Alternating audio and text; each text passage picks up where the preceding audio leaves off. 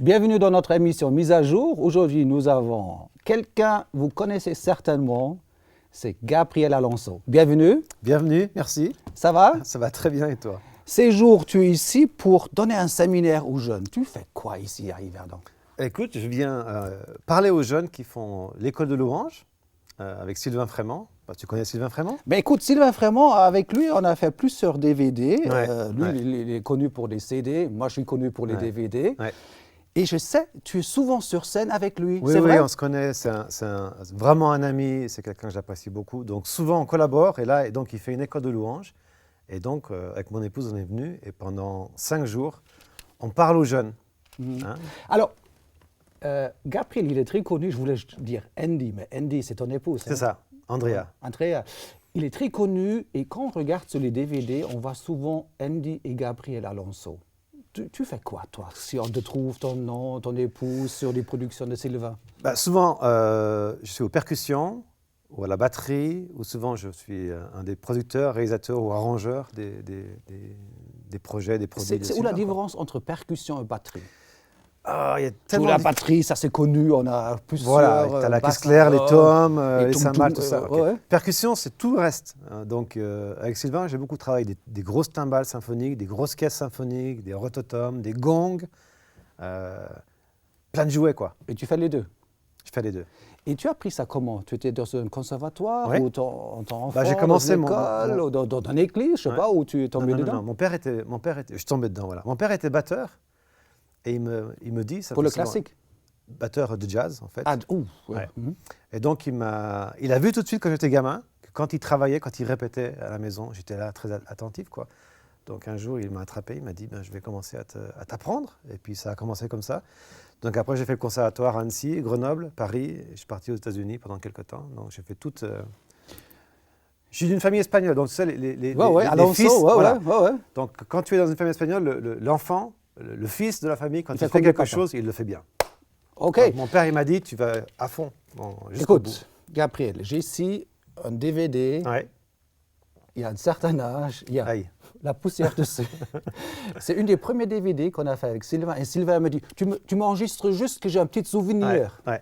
Mais après le concert, il me dit, fais-moi un DVD. Je dis, mais c'est pas possible. On a juste enregistré pour avoir un souvenir. Et tu es sur scène. Ouais. Il y a combien de temps? Oh, 7-8 ans. Ouais. Quelques extraits. Hein. D'accord. T'es levé.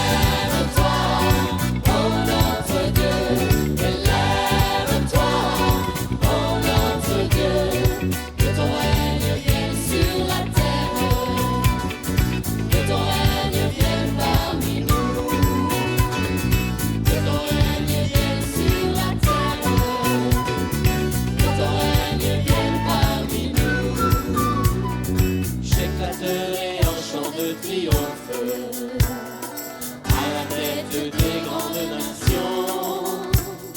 Je publierai tes hauts faits, ta gloire pour l'honneur de ton nom. Bon, vous êtes tous des chrétiens, hein, je pense. Vous êtes Oui. tous engagés sur scène. Ouais. En tout cas, autant que je me souvienne, ouais.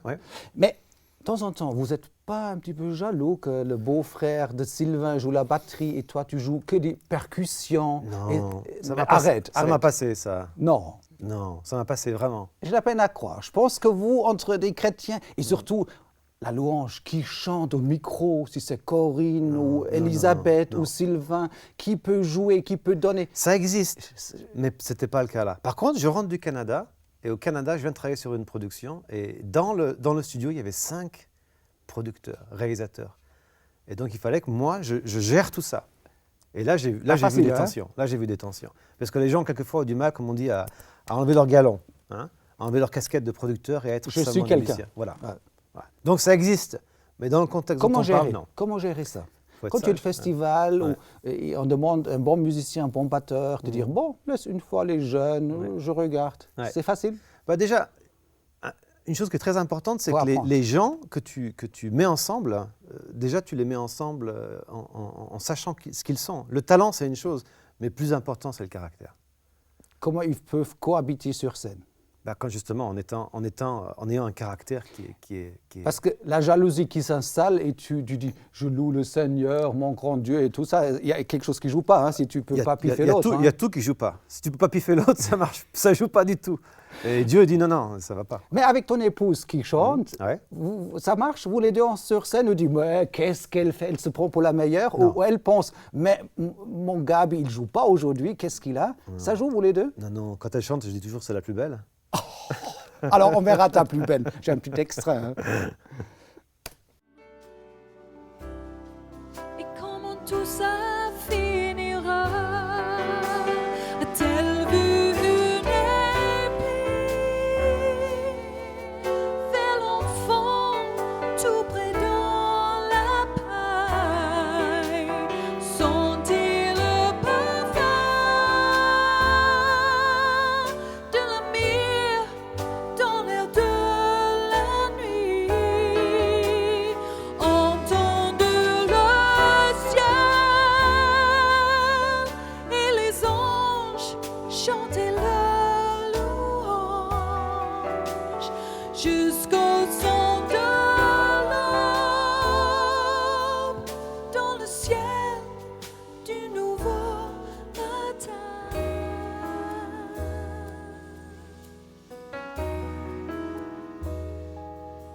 Jusqu'au jour où le Fils aimé, dont le ciel noir est élevé, et dans son dernier souffle, elle entend dire « Père, pardonne ». Il dit aussi à repentir, on se verra au paradis. Si amer mais si doux, a-t-elle vu une épée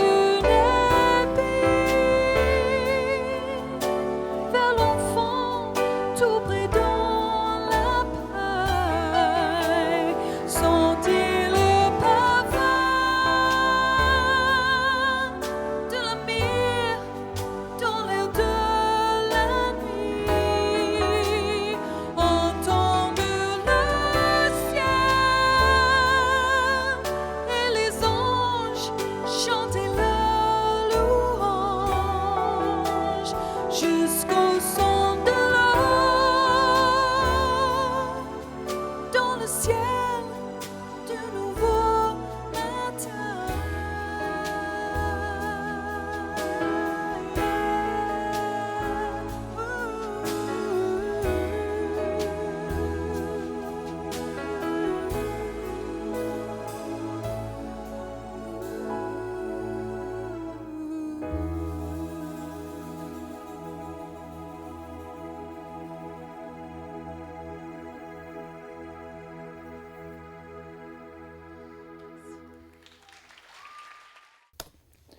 Là, on voit ton épouse chanter sur scène. Vous vu comme elle est belle?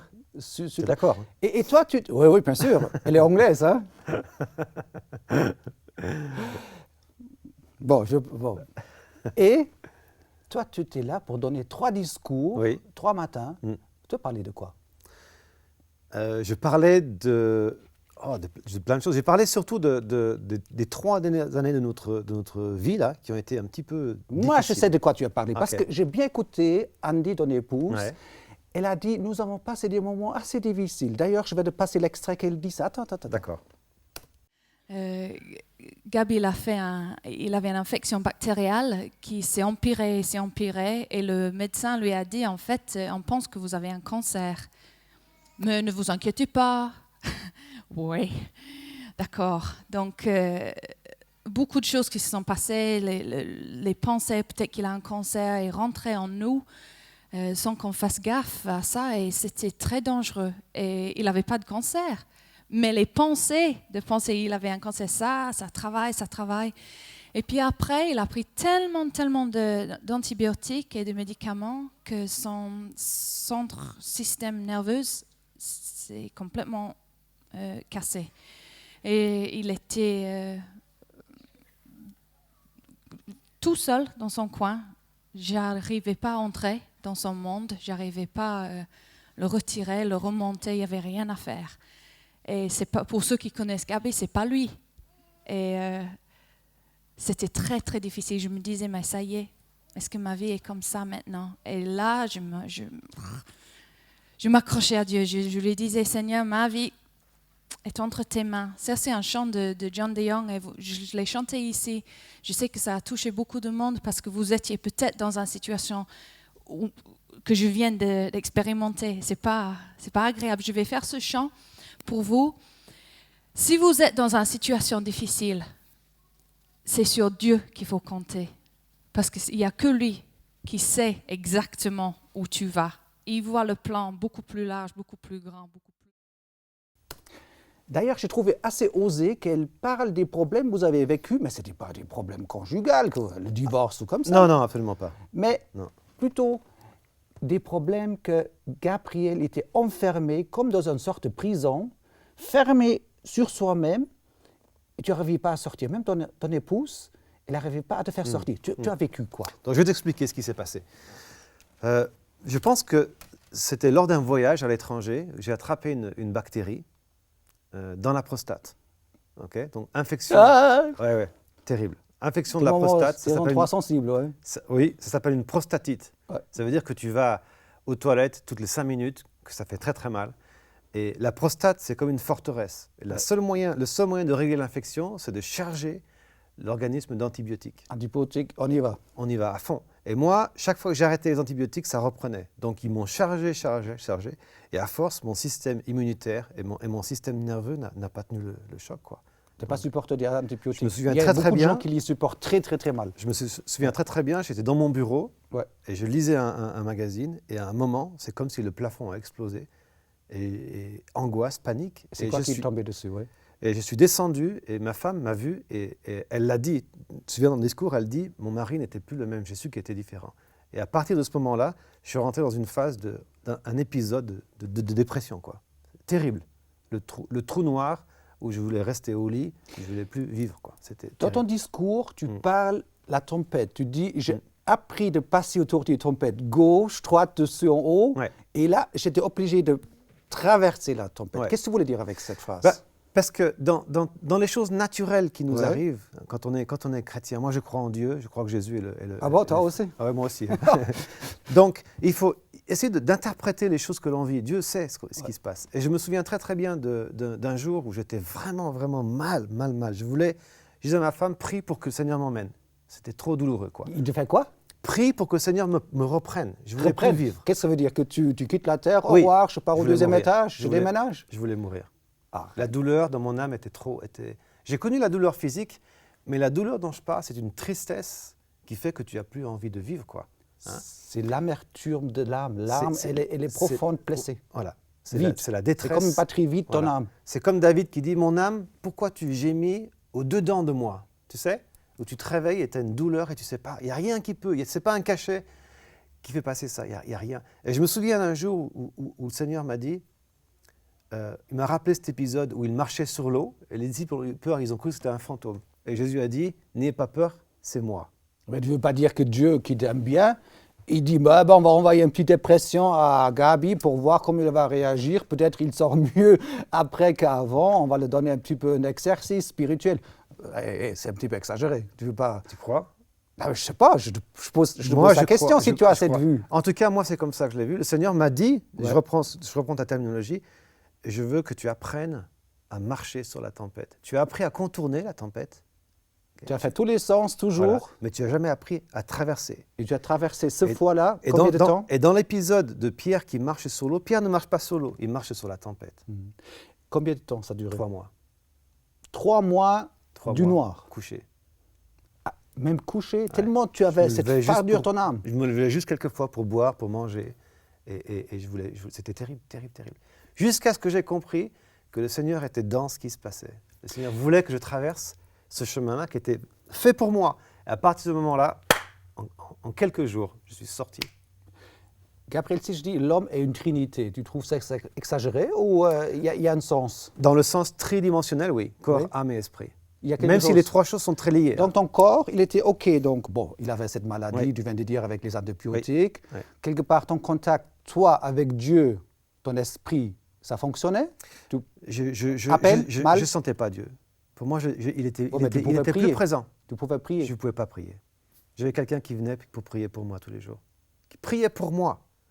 Parce que je ne pouvais pas prier. Tellement ton âme, il était Triste. souffrante. Ouais. Jésus, dans le jardin, il dit « Mon âme est triste à la mort ». Maintenant, ces gens qui nous écoutent sur Dieu TV, Gabi, qu'est-ce que tu proposes, dans quelle attitude il faut avoir quand on traverse ces tempêtes de la dépression? Qu'est-ce que pas clé, il n'y a pas une solution clé, mais qu'est-ce que tu proposes à dire? Comprendre, et c'est plus facile à dire qu'à faire, mais souvent c'est de dire, c'est pas ce qu'il m'arrive qui est important, mais c'est la façon dont je réagis à ce qui m'arrive. C'est pas pourquoi Seigneur, mais c'est qu'est-ce que tu veux me montrer? Qu'est-ce que tu veux m'enseigner? Johannes, c'est plus facile à dire qu'à faire. Mais si moi je l'ai fait, beaucoup d'autres le vivent. Et la conclusion, après cette expérience, tu peux dire, j'ai plus de lest, plus de profondeur, j'ai plus d'expérience. Qu'est-ce que tu dirais maintenant, après les 2-3 ans que tu avais passé maintenant? Ce que j'ai compris, c'est que pendant des années, j'ai vécu en tant qu'orateur, j'ai vécu à un certain niveau de la révélation de la parole de Dieu. Quand on a un ministère d'enseignement ou de prédicateur, on a besoin que la Une parole... renommée, que tu es quelqu'un, tu es comme M. Alonso, et que tout à coup on devient un petit peu... Non, je serais resté dans le milieu des artistes si j'avais voulu ça. Non. C'est juste que le Seigneur, la révélation a un prix, d'accord? Plus tu veux savoir des choses sur Dieu, plus tu veux qu'il révèle des choses, plus il va te dire, OK, mais j'ai besoin, si je te révèle certaines choses, d'être sûr que tu ne vas pas t'enfler d'orgueil. Ça ne te rappelle rien? L'apôtre Paul, il a tellement vu des choses extraordinaires que Dieu a dit, Paul, j'ai besoin que tu restes, tu vois, dans ma main, que tu t'enfles pas d'orgueil. Donc, une écharpe dans la chair. Il a vécu des choses difficiles. Moi, avec tout ce Paul-là, c'est compliqué. Je ne suis pas si biblique que toi, mais tu sais, je fais un petit peu de la voile, je suis mon petit truc, machin, pour aller de temps en temps. Il y a un mât avec une voile, des dimensions 20, 30, 40, 50 mètres de voilure, mètres carrés. Et que le bateau ne chavire pas, qu'il garde son bon équilibre, il y a du lest, du plan en bas, à 3-4 mètres de profondeur, qui est quelquefois comme à Lingui ou les autres, des monstres tonnes en bas. C'est un petit peu dans ce sens-là que tu as gagné du poids vers... Exactement ça. Tu ne peux pas continuer à monter en voilure, alors que le vent souffle de plus en plus, le vent de l'esprit, si tu n'as pas du lest, du ballast. Et le ballast, la seule façon d'avoir du ballast, c'est de traverser les expériences. Il y a deux solutions quand tu traverses des expériences difficiles. Soit tu es quelqu'un qui a de l'expérience, parce que tu apprends la leçon au travers des choses que tu traverses, ou alors tu traverses une expérience qui est difficile. Et quand tu en ressors avec rien du tout. Okay. Moi, j'aime bien, qu'est-ce que tu dis? Un petit peu de musique? OK. On y va?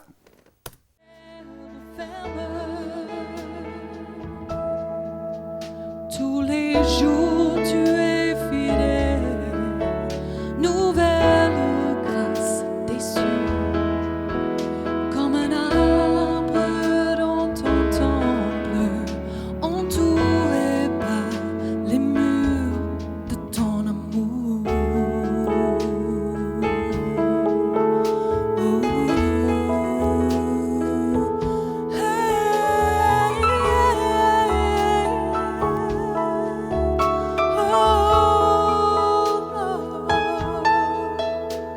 Je compte sur toi, Jésus.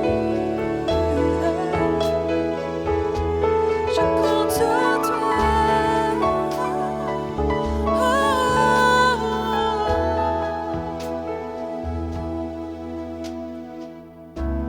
Ma vie est entre tes mains. Je compte sur toi. Ton amour toujours présent,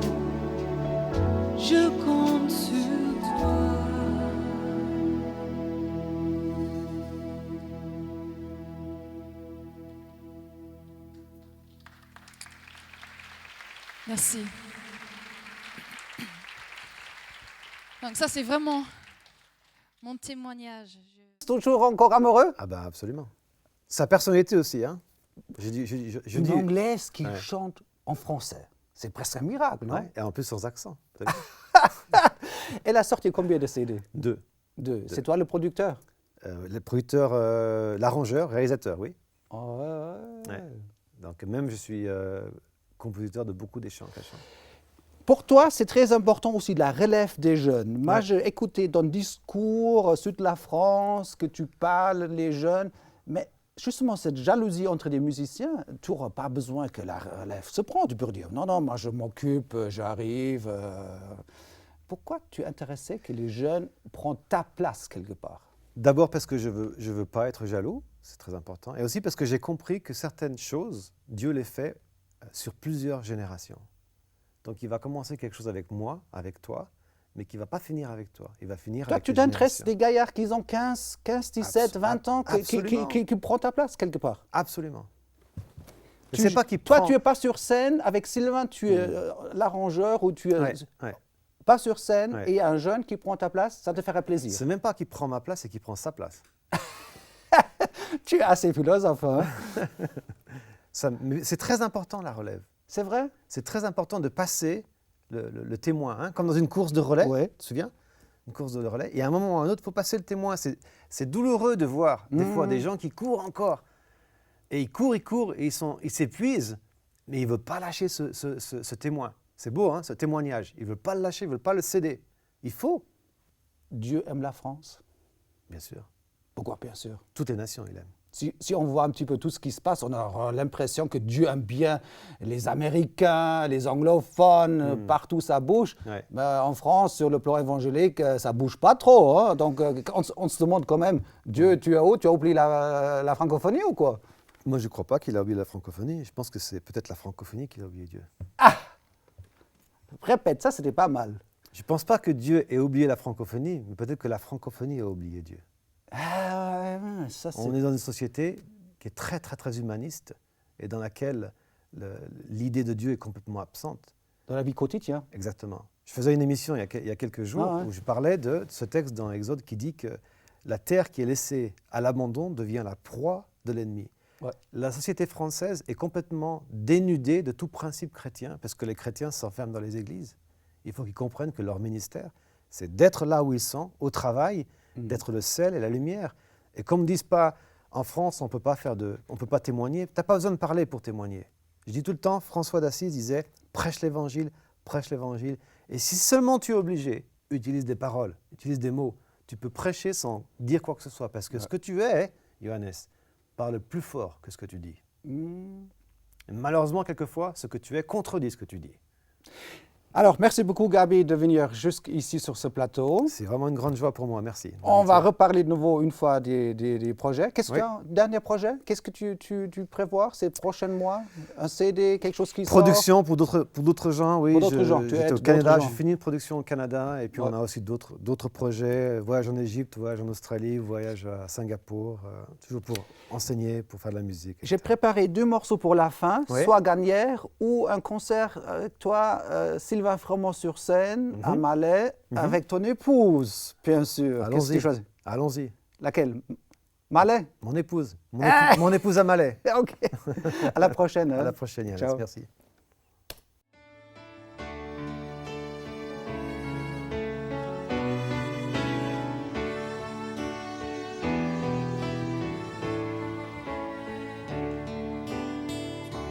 Dieu, tu es ma force, ma consolation,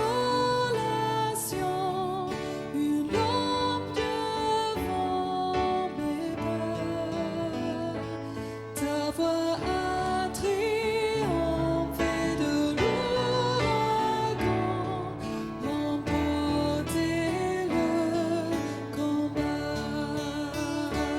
Tu m'offres chaque jour